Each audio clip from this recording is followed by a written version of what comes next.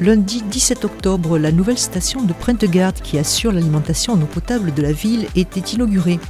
Un projet mené de longue haleine par la ville de Figeac et qui s'est achevé en 2019 après 10 ans d'études et de travaux. Le chantier à proprement parler a commencé en 2015 et s'est terminé en 2019 après de nombreux aléas.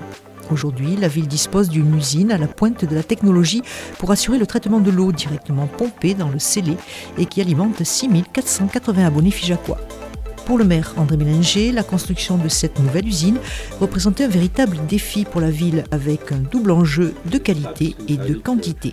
Nous avons deux défis, comme d'autres villes qui pompent des eaux de surface. Cette nécessité, cette impérieuse nécessité de reconstruire une station de pompage et de traitement avec double enjeu qui est l'enjeu de la qualité. Et là, écoutez, je vous en remercie.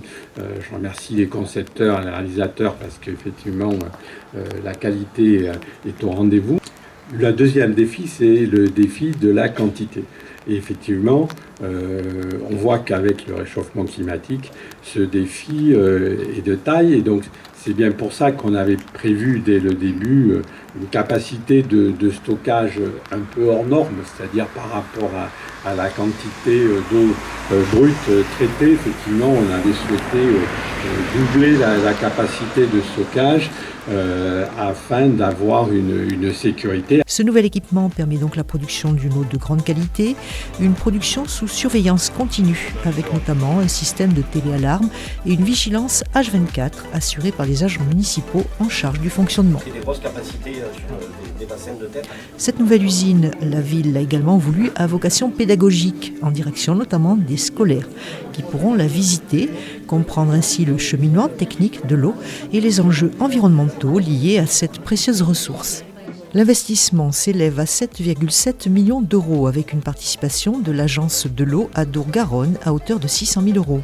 Franck Solacrou, directeur territorial de l'agence, a félicité la ville pour son abnégation sur ce projet. Aujourd'hui, je crois que vous avez une très belle usine qui est, on va dire, garante pour l'avenir d'avoir une eau de qualité pour tous les Figeacois. Donc je crois que vous pouvez être fiers de cet investissement qui était conséquent. Cette année 2022 nous a montré effectivement les tensions qu'il pouvait y avoir sur la ressource en eau.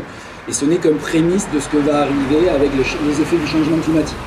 Donc vous l'avez évoqué, vous allez regarder, vous allez étudier les possibles interconnexions parce qu'il s'agit de pouvoir dans la durée et pour l'avenir assurer une alimentation de tous.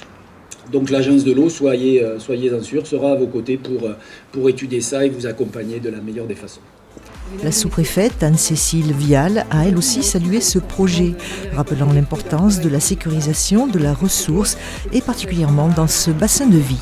C'est un projet quand même colossal pour une ville de cette taille-là qui a vocation aussi à continuer à se développer, d'un projet indispensable à son développement, à la sécurisation de la ressource qui ici est utilisée de manière très variée. On est dans un bassin industriel, un bassin agricole, un bassin de vie tout simplement. Et donc il faut qu'on soit vigilant aux usages multiples et à l'équilibre, à cet engagement qui doit être le nôtre pour concilier. Voilà, c'est ça le mot, c'est concilier les usages. Évidemment l'eau potable au premier chef.